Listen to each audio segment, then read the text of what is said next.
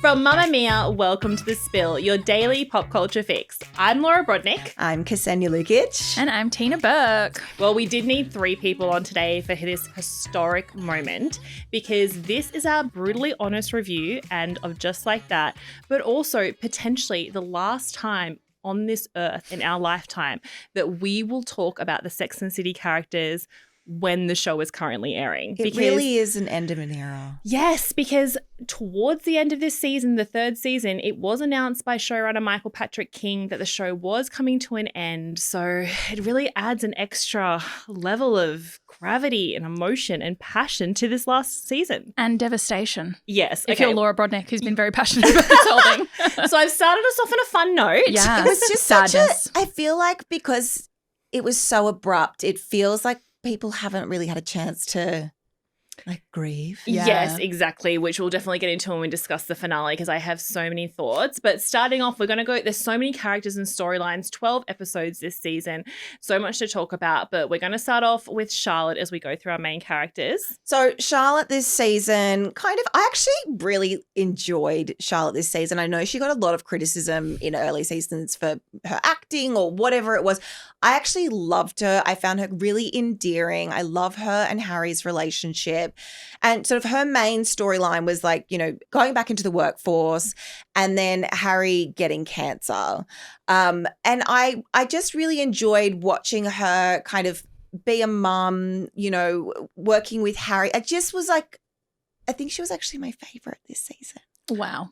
Oh, that's interesting because a lot of the criticism when the show came back, and there has been a lot, was that people felt like Kristen Davis had forgotten to act because out of all the people in the show, she had been out of the game the longest, and so it did take her a while to find her footing in the show. I think she did in the final season, but also people always wanted more from her character, and I think the Harry storyline around his cancer finally gave her something to be very emotional about outside of just motherhood. Because let us not forget, this season started terribly for her with a bullying story about her dog, Richard Burton. That was crazy to me because Richard Burton would never do that. Sorry to this woman. That was your level of outrage. Whoa. But no, it was like everyone else has these big emotional complex storylines and then Charlotte just has been getting the weirdest stuff. And you know what, to be fair, she had a dog storyline in Sex and the City too. It's not crazy Elizabeth for her to Taylor. have a dog storyline, but it did feel like maybe she wasn't getting those moments to shine. And as you said, she'd kind of been in Netflix So Bad It's Good movies and she'd been in a few things where she wasn't using her amazing acting skills as much. So she wasn't it felt like she was a tier down from the rest and where they were at. But the Elizabeth Taylor storyline in the final season of Sex and the City was there for a reason. It wasn't just so she had a dog. Yeah. It was there to be a companion piece to her own journey of motherhood and her taking on the dog. Remember how the dog got pregnant? Oh my God, and she was best. Elizabeth Taylor, mommy can't look at you right now.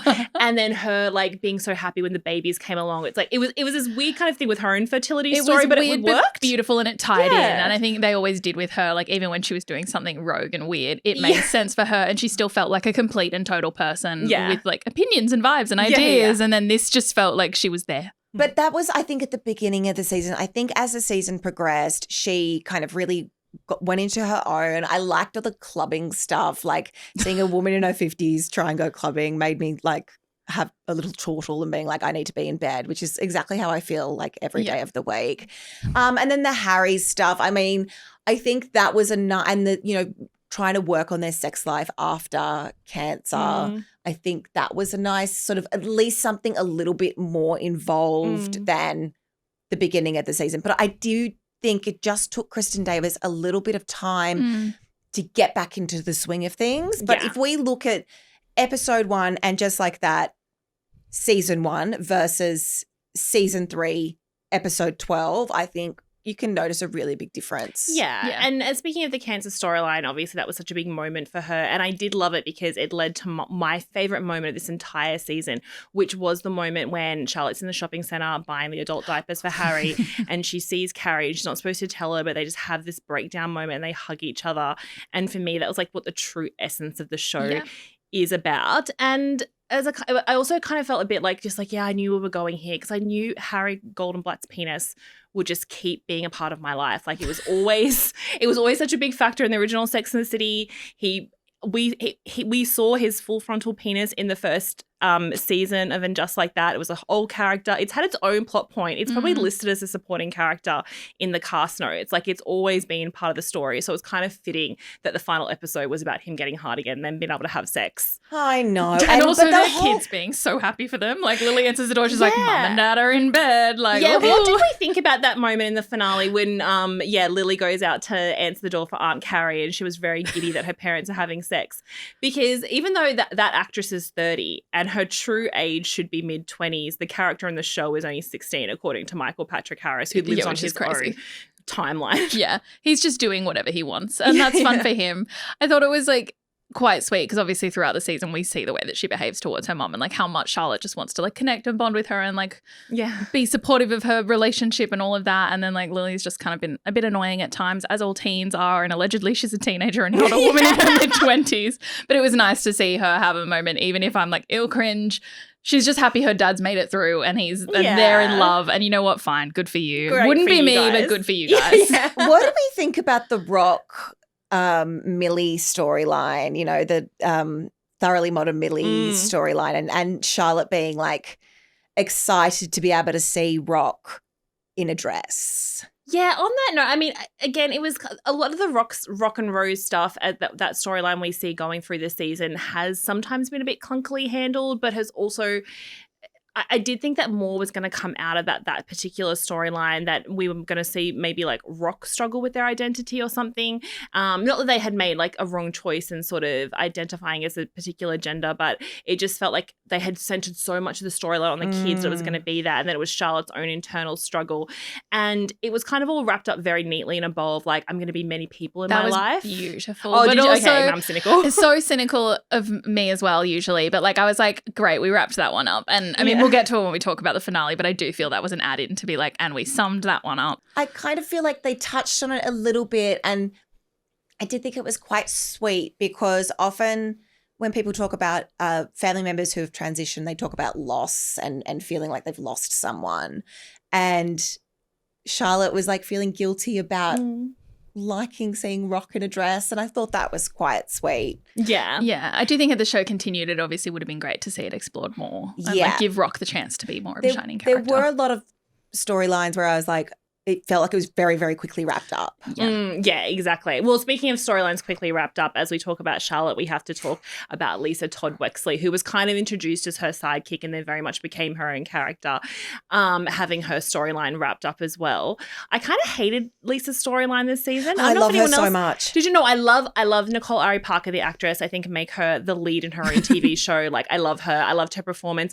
I just thought this season, Lisa Todd Wexley, I must always say her full name, all of her storylines were so centered on her husband, like his relationship with his mother and his bid to win city comptroller. Still don't know what that is. Apparently it's not that important. Like they made it seem more important than it was. Like his bid to win that, his dealing with the aftermath of that and his loss. And I know she had that almost affair story with Marion. Hot man. Wow. I really wanted them to kiss. I'm just saying. I know. And I think it would have been fine because they would have fixed it up. But I kind of hated how she was this super interesting character that was brought into the show, and there was questions about people bringing her in, just, she's just a diversity hire, rah, rah, rah.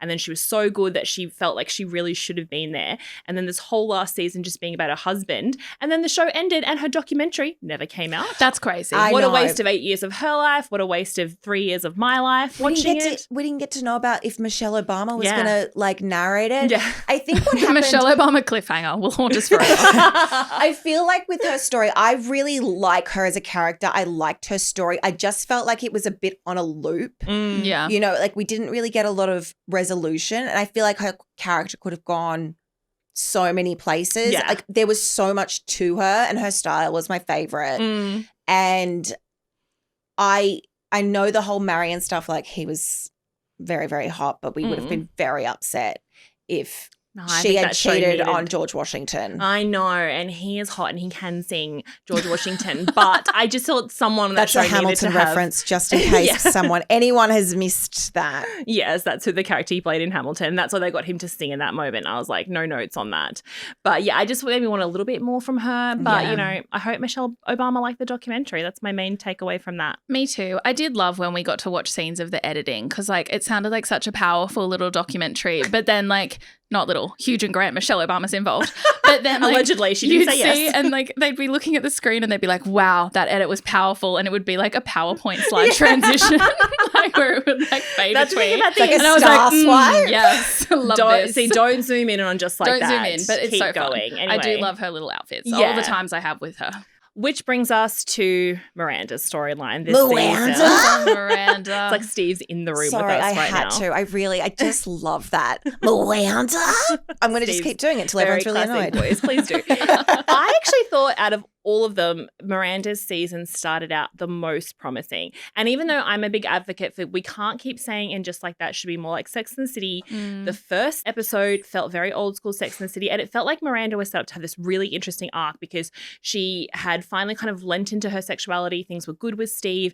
She'd moved out. She got this new job. But more importantly, she was out on the dating scene as a single woman. And we had that incredible hookup in the first episode with Rosie O'Donnell. And I thought it was going to lead to, which is so good. I agree with you. Yeah. I wish they had gone somewhere. Yeah. I was reading, actually, Cynthia Nixon said that Rosie O'Donnell had been offered a role in every single season of And Just Like That. I was upset that it was only one episode. Like I kind of wanted her to be like a bit of a, not stalker, but like be really obsessed with Miranda. No, I think the one episode was perfect because it was. They always tried to get her for Sex and the City as well. They could never make it work, so it felt like this kind of make good from a decade that was lost. But I love that it was getting back into this like the boyfriend girlfriend of the week. Like every week you have a new person, and they're often played by like a really famous person or a character actor or something like that. And it's like we were teased with this world that we'll never experience, and then it was ripped away in the form of Joy, who I do like. It felt so vintage Sex and the City. Like when they were in the lesbian bar and they're sitting around having this chat and they're like, someone's looking at you. No, they're not looking at you. Oh my God, go over. And then it's like so good. the babysitter. I was like, this is so Sex and the City coded. As it should be, but it's not always, as we know. And also so it was very just old lovely. school Sex and the City to like publicly humiliate Miranda. Yes, poor Miranda, the struggles. But when Rosie O'Donnell sang Wicked to her in the middle of Times Square, I think that's fair to I say. thought, what an episode, what a show. I love this place. So good. And then her relationship with Joy, I mean, I guess it was nice to see her happy in a way, but it did feel a little too vanilla for me given what was dangled at the start of the season. Yeah. I agree. I feel like I would have liked her to have a few more flings and like just explore that a little bit more because she was with Che for so long and then we had the one night stand and then we went straight to Joy. I did find I've spoken about this before. My main issue with Miranda in this is that I felt like a lot of her core character values had shifted significantly from Sex and the City days.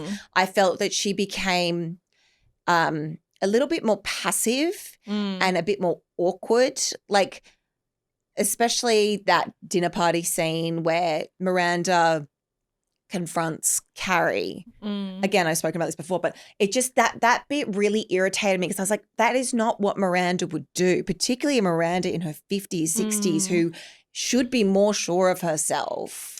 Yeah, that's, I guess, been one of the biggest criticisms of the show as it goes through is that people think that the true essence of who they were at the end of Sex and the City and who they were through the movies hasn't been picked up in these later seasons. And it can't be exactly explained by age because a lot of the things that people are talking about where their personalities are different or the way they see the world is different wouldn't change that dramatically with age. And then there's the whole thing about people think because Sarah Jessica Parker, Kristen Davis, and Cynthia Nixon are all producers and they have had a lot more say in this season than they did in previous seasons, that maybe they were writing their characters to be more like them. But to me, that doesn't hold true for Miranda because I think she's very opposite to Cynthia Nixon, particularly when she starts sex shaming Brady's baby mother and Mamma Mia and saying, well, how many men has she slept with and stuff. And I'm like, that's very anti-Miranda to speak like that. Yeah, and just like some of the awkward things that she would do, I was like, that's just not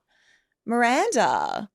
Yeah, I mean, there were a couple of key moments where she shines through. I love that her and Steve found their way back to each other in a way this season. And then obviously her becoming a grandmother was kind of an interesting plot point that was dropped very quickly because, I think the season ended and they didn't have time to follow it.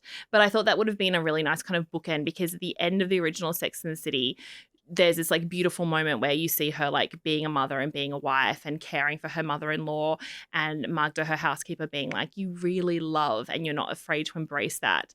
And I thought that's where the show was going to like kind of finish in that moment, and then it just finished in a literal pile of shit. And that is the first time, I hate you, Michael Patrick King, that scene in Miranda's apartment is the first time I've ever looked away from a I Sex can't and the wait City to talk and just about like that finale when we get to it. I've got notes for you. It's just, But I also wanted more Steve. I love Steve. I think he's one of my all-time favorite characters, and seeing him in more of the episodes towards the end made me very happy. And when he blew up at Brady for like getting her pregnant and being like, she doesn't want to be with you, couldn't we just hear the, wasn't it just like a beautiful little throwback to when Miranda fell pregnant? Yeah. Just such a nice, and seeing Steve that angry. That's what I think they could have had Steve. more callbacks. I think people think the callbacks aren't enough, but when he was like you do with mum, and he's like, I loved your mother. And I'm like, also a side note, you could have said, I have one ball and she had a lazy ovary. The chances, very slim. But there was some nice kind of like, I guess, a full circle moment there, because the actress who plays Mia is Ben Stiller and Christine Taylor's daughter, which means her grandmother is Anne Mears, who played Steve's mother in the original Sex and the City. Whoa. The ties, the threads. Yeah, and obviously Steve's mother in the original Sex and the City was such an iconic character. Loved her getting lit at the wedding. Loved her getting lit at the christening. Loved her in general. So and so the actress who plays Mia, that's her real life grandmother. That's so sweet. In another I didn't world, know that. That's you lovely. didn't know No, that? I didn't. Isn't that cool? I love learning. I love that. That is a great little fun fact. Such a fun, which means in another life, Brady Hobbs and Mamma Mia from the show are actually related because they share a grandmother.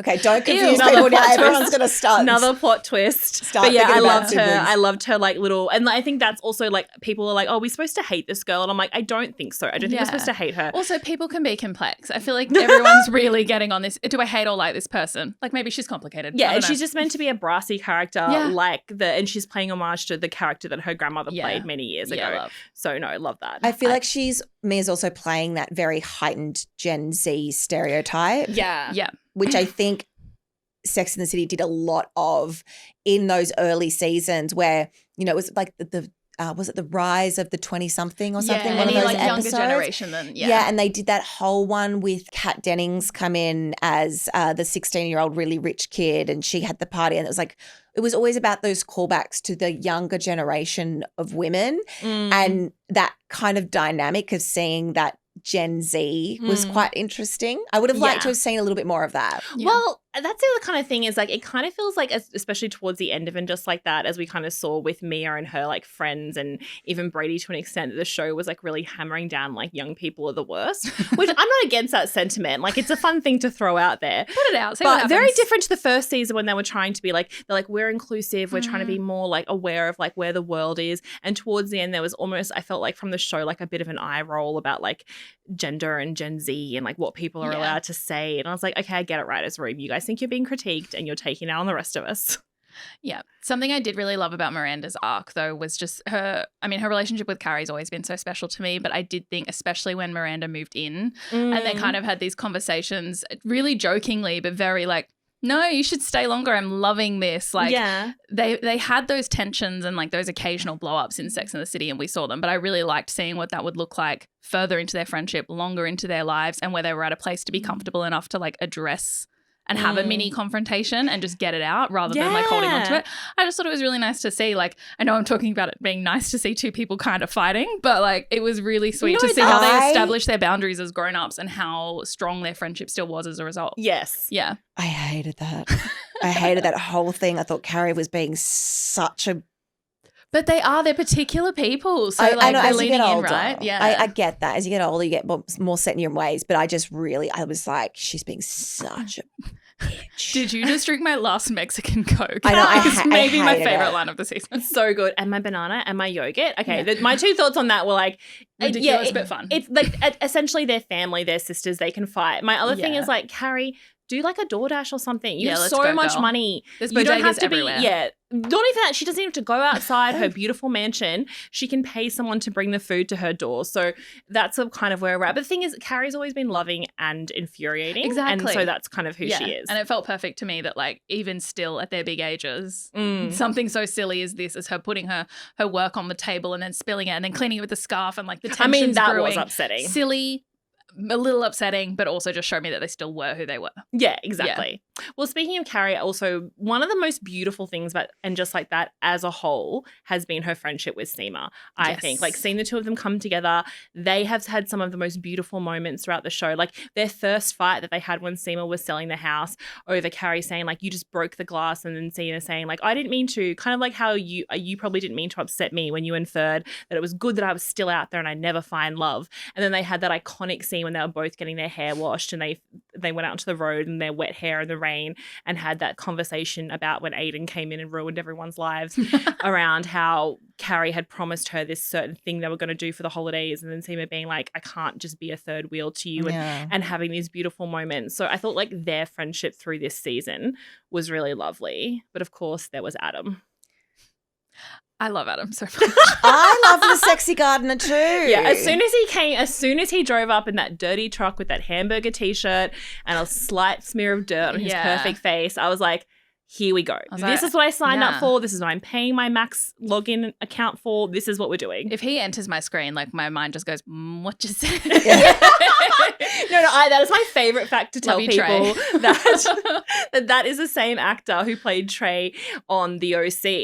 And again, my teenage crush. Here he is, a dirty old gardener. A dirty old man, and I liked it. I loved it. I loved it. I loved the little, like, a bit scruffy. Scruffy. But he got less hot as the season went on. He got agree? A bit like, I think his personality at first for me, as much as it could have been maybe a little bit tighter with the dialogue, like, he was funny. He had quips. He had the girls laughing. Like, he was sassy. I had a really fun, strong first thing of him. And then over time, I was like, I didn't like the whole deodorant thing. That really pissed me off.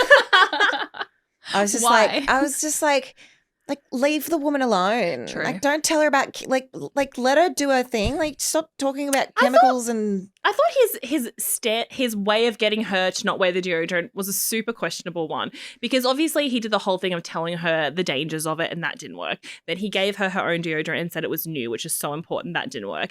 And then at one stage he put her, do you guys remember the scene? He put her deodorant in his mouth and came and kissed her. And when she's like, that's gross, he's like, yeah, that's because it's your deodorant. Yeah, isn't that gross? Yeah, that pisses me off. No, he went and put his deodorant in her mouth and came back and kissed her. And then he was like trying to prove a point. I'm like, is that like a nightmare in your mind? Well, I mean, it's gross, but would you die if someone did that to you? I mean, I don't love it. It's not the worst thing that could happen, but I'm also like, sir, do you know, has anyone ever taught you that's not where deodorant goes?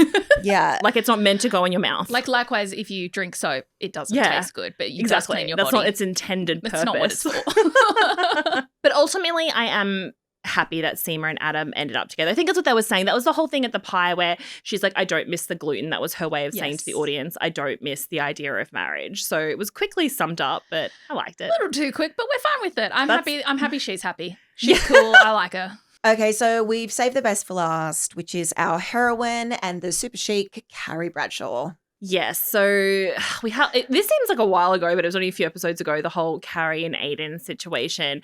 And I've got to say, the one thing that I think a lot of fans have taken away from and just like that is that a lot of people finished Sex and the City like loving Aidan, and I think that was all taken away in this new season with him and Carrie. But I don't mean to start a fight or be antagonistic. But I do think if you're going to bring him back and make such a big deal that she gives up her beloved apartment for him, then we best see that through as far as we can and give those crazy kids who never should have been together a chance. I just feel like it just kind of, it was so abrupt. I don't even really know why they just decided that, no, this wasn't going to, it was just so abrupt. And it was again about this trust thing. But you know, Aidan was the one that had slept with his ex-wife and that Carrie didn't care, but the whole reason they broke up in the first place was because of Big. So it was just and then all of a sudden that was it.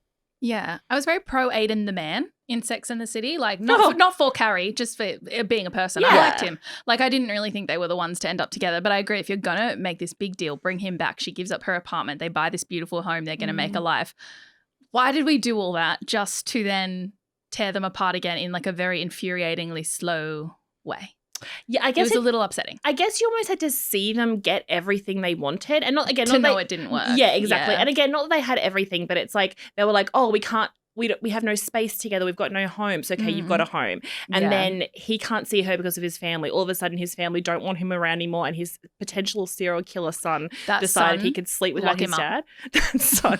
Is anyone watching that kid? Is he okay? No, he's not. Get him away from me and from Carrie. Oh, my God. I've never seen such a scary child actor in my life. Never. Meanwhile, she's there looking like, I know she hated how she looked in that whole time, but like, I love a dainty dress. Yeah. I was like, that was your ideal fashion this moment. was my ideal fashion moment. And she's like, I hate this. But she's like looking beautiful, having a great time. And then there's just this kid breaking glass. Go away.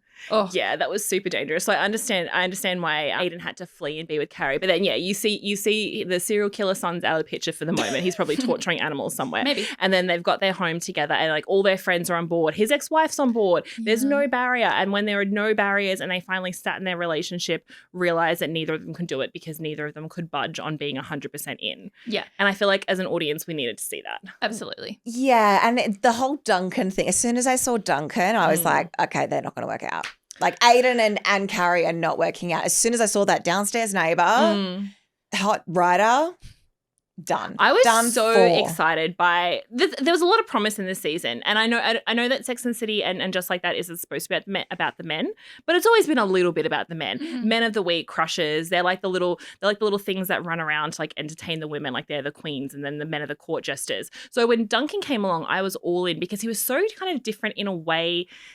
Maybe not because he was an angry artist. So Petrovsky, he didn't want to hang out with her, so he was big. So maybe he's like actually like every other man. Yeah, she's ever dated. Grumpy artists. We had Samantha's lesbian relationship. Yeah, no, I've been more meaning for Carrie, like a culmination of all the different types of men. Yeah. I was going to say like she's never had a guy like that before, but an artist who doesn't like her is her two ex-boyfriends and her ex-husband. But I was very excited by the arrival of Duncan because it felt like new and exciting and dangerous, and there was going to be such a build up to him. And my first time where I started disliking him is that book that Carrie was writing. Let's talk about that because it was a big deal this season that the full voiceover was coming back. That's all we were told. Oh, I love the voice in that woman's head. I was so excited. What? Her voice, her narration. I thought you meant the book. I know. I was just excited to hear that she was up here again. It has been completely slammed. The woman didn't know. What's the line? The woman didn't know what was going to happen next. So what she'd gotten herself into. That's the part where I started to question Duncan because he's meant to be this incredible writer, this literary man, and he finally starts reading Carrie's first novel. And again, we thought we were getting back the full voiceover from the show, and that has been dangled since And Just Like That came back. When it was first announced before the show started that Carrie would have a podcast, everyone's like, oh my God, she's going to have a podcast that she does in her apartment and that's going to be the stand-in for the voiceover. But it was Che Diaz hitting a woke button, so that wasn't it. And then when this season started, everyone's like, oh, the book that she's writing is actually going to be her narrating, which it kind of was, but it was this woman in like the 18th century. And the first moment I lost all respect for Duncan, the author, is when he opened the book and he was like, the woman didn't know what she was getting herself into.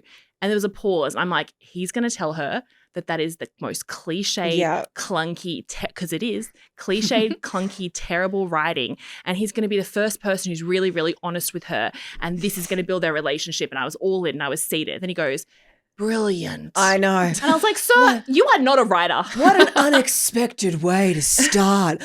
And then like Miranda references it as well. It was just like, I was like, guys, come on. And that was also shit for Carrie Bradshaw because Carrie Bradshaw has got a lot of criticism from like real life people over the years that she's a really bad writer because, you know, sometimes people will zoom in on what's on her computer. Never do that in a show because you know who writes that? The interns. And I'm sure they're really clever, but they're just starting out. Probably the prop master. Yeah, exactly. Who's just like, oh, gibberish, Sex and the City, love, whatever. So don't do that. But if you actually listen to the voiceover in Sex and the City, like that's Carrie's writing. They're meant to be passages from her column and she's a beautiful writer.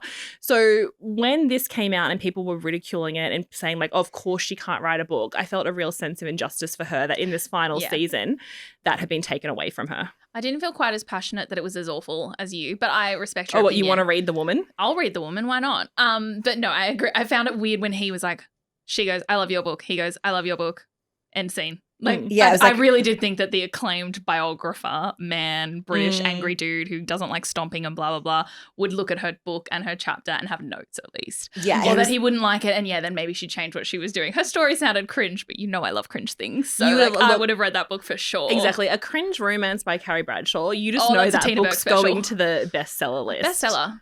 Adaptation. It's all coming for her. And I also thought the moment she's she and Seema are having cocktails and she's talking about Duncan, it's the first time she's kind of letting herself believe that something could happen. And she said something really interesting that, again, a lot of people have criticized, but I'm on Carrie's side with this, is that it's the first time someone has made her feel really smart. And a lot of people Yeah. who critique this show for a living that I listen to and read their work have been like, oh, she's always been the smart one. But if you actually look at it, like Mr. Big always saw her as like this crazy kid about town. Like, he calls her kid. yeah. Yeah. Like, he doesn't think she's smart. He doesn't No. read her work. No. I know they loved each other, even though the show forgot that at some point. And Petrovsky was very like I'm an artist and you're really trash. talked down Yeah. to her. Like Yeah. he was like very patronizing. And so did Aidan. She was always, I feel Mm. like she was always seen through the lens of she's tiny. She loves all these big men, which I hate women like that anyway, but not yeah, Carrie leave Bradshaw. the tall guys Yeah. for the tall women. And it's always like she's this crazy fashionista that all these men just find so cute and Yeah. sexy. And I felt that when she said that Yeah. that has been how she's been portrayed. So him being like, even though the book was trash, him being like, I think you're so smart and that's why I like you, but I didn't like you before that, I thought was actually really lovely. And you could see that in the way she prefaced it when she gave him the book. She's like, don't make fun of this. Yeah. Like, that wasn't what she said, but she gave it to him Yeah, under yeah. this whole spiel of like,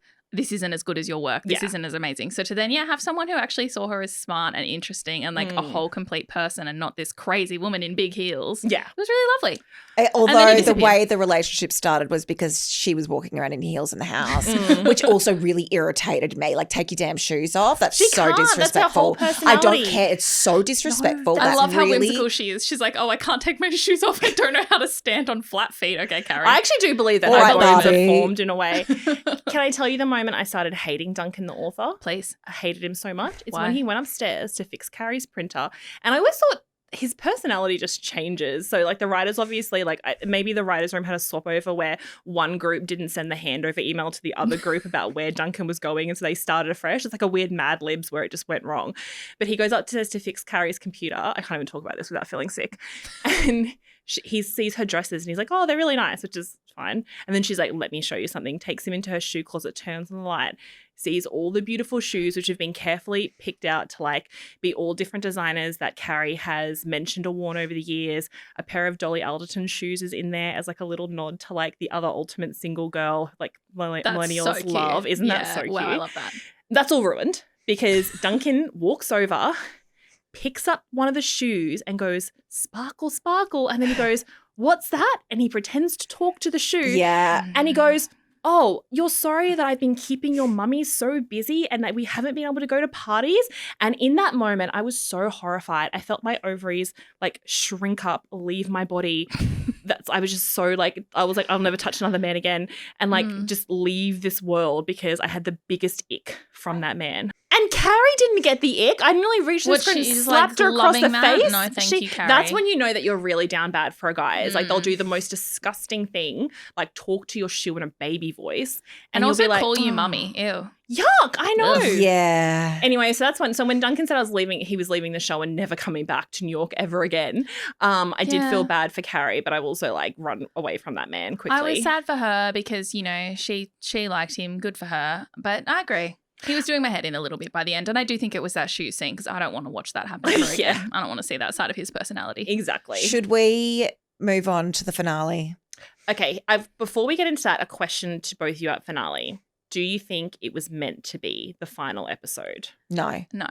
Yeah, no at all. And okay, so for anyone who's not across this whole thing, Michael Patrick King announced that the show would be coming to an end, and his official statement and the official statements from everyone else in the show, including Sarah Jessica Parker, is that they made the decision to end, and just like that, after season 3, because they felt that they had come to the place they wanted to stop. And Michael Patrick King said he called Sarah Jessica Parker and she said, I believe there are no more stories about Carrie left to tell. Mm. Now, this doesn't track for a few reasons. And one of those is that it just seems strange with like the amount of press they were doing throughout the series. And also if you listen to the Writers' Room podcast, the way they're talking in the finale episodes, nothing they're saying alludes to it being the finale. It's also been come out from a few well-placed sources that it was contract negotiations, allegedly, that broke down the whole thing, that it's a very, very expensive show to make. There's a lot of different contracts that needed to be negotiated, and they were trying up until the last minute to keep it going, but just couldn't get it across the line. And also there were 2 very long episodes this season that were then split in half, including the finale. So the reason it feels disjointed and the reason the second last episode doesn't feel like enough is it's actually the beginning of the first episode. Yeah. We also hear from Molly Rogers, who's the stylist. She said she had no idea when she styled the final episode that this was going to be the end of it. Yeah. And that's what they're all saying. So you're styling the final episode of this series, knowing that this is probably going to be the end of an entire franchise, and you don't know. And Kristen Davis and Cynthia Nixon has said that they didn't know. Yeah. Which that is the thing that doesn't track for me, because Michael Patrick King said he didn't want to tell the viewers because he didn't want people all season being like, so what's going to happen in the end? What's going to happen in the end? And being so frantic, he wanted people just to enjoy it. Again, I might believe that without all the other evidence. But I'm like, Kristen Davis and Cynthia Nixon, the 2 like co-lead actresses, producers of the show who have been in this franchise for decades with you, you lied to them as well. That doesn't track with me. And I think like we'll obviously talk about it, but yes, the ending scene helps when you've got that song playing and the voiceover to tie up all these storylines to make it seem like it was the end of something. But for pretty much everyone except Carrie, I'm like, wait, what? What happened with this? What happened with this? What happened with that? Yeah. There's all of these like loose storylines, and that's perfectly fine for a season finale. Yeah. But I would never have expected it for like a series finale. And obviously, yes, I would expect that it points to like, here's where Miranda's life is going to head. Here's where Charlotte's life's going to head. But I think without those that like 3-minute montage, I don't think it would have felt like a finale. And the end of these characters really, for me, I would not have expected that. Oh, don't say that. I know. I cried so much, but I wasn't crying for this episode except for the bathroom scene. That made me cry for Okay, can we talk about the bathroom scene? Okay. Now, I haven't seen it, so I can't comment. people were very disgusted by it. If you don't know, there's poo everywhere, blah, blah, blah, blah. So gross. I'm going to gross you out even more. No. So I read this interview with the prop master. Yeah. So the prop master's name is Michael Clay. And he said that when Michael Patrick King came to him that there was going to be a lot of poo, it was like this metaphor for the shit that the characters had gone through, which I think is a bit of a stretch. I think it's just gross. Now, the poo was made out of, do you want to know? I don't want to know. The poo was made out of modelling clay, which was the top bit. Then what they did is mixed in a bucket, bran muffins, vanilla ice cream, chocolate syrup, labneh, which is like yogurt, and then like lots of water, and they mixed it all in a bucket, and then one of the quotes was, "I wanted it to be really chunky." That's so disgusting. Why would he say also, that? this also fits with the theory this wasn't supposed to be the last episode, because if this is the last episode of the most glamorous series of the all show time, that you have devoted, like, yes, this show means a lot to us, but it means a lot more to Michael Patrick King and Sarah Jessica Parker, who this has shaped their entire lives and careers. They have been doing this for decades. I just don't think that would have been their biggest thought going into the final episode if they knew it was the final episode. Yeah. And also a note to Mr. Michael Patrick King, who I love. That man has given me so much. But at the same time, his mismanagement of this season, one, people are saying that the show was too expensive to make. And we can tell because of that situation, which I'm sure was very expensive. And also the fact that half their budget went to that stupid puppet of Giuseppe that took like over a year to make for one stupid joke that didn't work. That is a mismanagement of funds. Yeah. I don't want to say that's why the show was cancelled, but it feels like that's why the show was cancelled.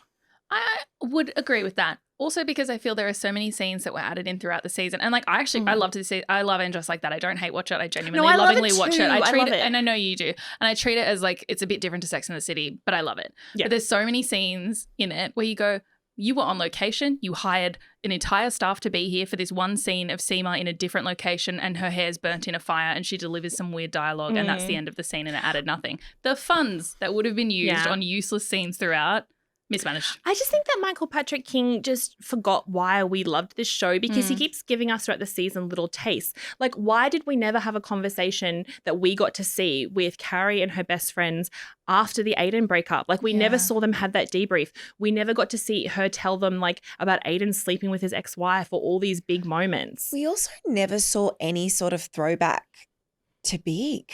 You know, you spent 20 years with this man or whatever it was, and then Aidan comes along and you think he's the best thing, and then Big's gone and your grief is gone for him, and you don't. They never mention him. Yeah, except for that they made that one line, I think it was in season 2, where Carrie and Miranda are walking. Again, those walk and talk scenes or the girls having cocktails are always the best. And they've been so few and far between this season, but when they had them, they hit so hard. Where Carrie's like, was Big just a big mistake? And that's never addressed again. I know, but that's what I mean. Like, she just says that the last 20 years of their relationship was a mistake. Like, what? It's hard because the thing is, when you listen to the Writers' Room podcast that I do, which is Michael Patrick King and the writers who do each episode, and they, in painstaking detail, explain every decision, why they did it, why this person's doing that, here's the backstory you didn't see. And when you have that in your head, it does make more sense. But again, not to shit on Michael Patrick King, 'cause I do love him, but I also think, again, I just want to take him aside and say, if you have to explain it that much, if you need a companion podcast for over an hour to explain every decision your characters made because you couldn't get that across on screen, then you need to look at your storytelling devices. In saying that, though, we had obviously some nice moments with like the 3 core girls in those last 2 episodes. Like them all sitting at Carrie's house having the cocktails. The 3-way phone call when they found out Brady had impregnated someone. Classic like Sex and the City callback. And I think it does make it clear that this was not intended as the last episode to me because they didn't have a single scene of the 3 of them together in the final episode. But what you're saying about it having been cut in half, then technically they were supposed to have one in this episode and they just didn't. But so I just don't think you intended to end something without giving me a scene with all of them in it. They like almost had it. They had 4 of them there, but they didn't have Miranda. It was just so strange. But again, like I think there's something, a few things were mishandled. And I just wish they had got a full final season that they knew that was coming. Yeah. So they could have wrapped up all these stories. Because the last episode of Sex and the City, and I know we shouldn't compare them, but the last episode of Sex and the City, whether you agree with it or not, is so beautifully done. And every single character gets this beautiful wrap-up moment. But then you still end with Carrie kind of walking down the street by herself. And so there is that kind of like beautiful imagery for that show that I feel like what you're saying, like they tried to have it in the season. They tried to have Carrie dancing around her home in the beautiful tulle. So it's a callback to the first episode in the sequins, like classically Carrie, which I did love. And the final line being, the woman realized she was not alone. She was on her own. Can I just say one point on that? And this is when I started crying. Well, I was crying all the way through, crying for the characters, not for this episode, which I had to cover my eyes in. But part of me did love that it ended up with Carrie as a single woman. Not because I think it's better to be married or single. There's one that's better than the other. It's just that Darren Star, who was the original showrunner for Sex and the City, and Candace Bushnell, who wrote the original Sex and the City books, and Carrie is based on her. When they first got together to make the show, they always pictured that Carrie would end up single at the end of the show. That was their goal. And then when different writers came in and Michael Patrick King wanted to really be about like who would she choose, Petrovsky or Big, and that's the way they went. So as I was watching that and I was seeing Carrie have that moment, I did have this beautiful thought like, oh, that original Carrie who existed in like imaginations before she was a character, she has somehow through this like wild world of Sex and the City and Just Like That ended up exactly where she was always supposed to be. And so I kind of loved that. I did felt really like a love beautiful it. ending. I thought it was beautiful. And like as much as I say I don't think they planned it, I do think that was possibly a reshoot or an addition or something. Like I did think it really beautifully wrapped it up. It helped tie together everything. Yeah. And it was a nice scene. And I think loneliness and the concept of being scared of being alone did feature so much in Sex and the City, but they were obviously like younger and they were on the dating scene and then they found their people. So to end up back at this place where it was something that terrified her through this episode and then she's going, oh, I'm actually just like on my own and that's okay. It was really lovely. And we get a little throwback for the tutu. We do. Yeah. So I think that made a lot of people happy. Yeah. And but then I'm like, Molly Rogers says that she doesn't, that was just a happy accident. So I'm confused about But I also think it. It was just a way to end the season that ended up being a special moment that she was in the tutu. So like overall, I know we've said some bad stuff, but overall, I am so thankful that And Just Like That existed. I wish it would go on for 5 more seasons, but I'm just so happy we had it. Me too. Awesome. I think it was charming and lovely, even if there were moments maybe we all would have changed. Yeah. Agreed. One more, just like, come on.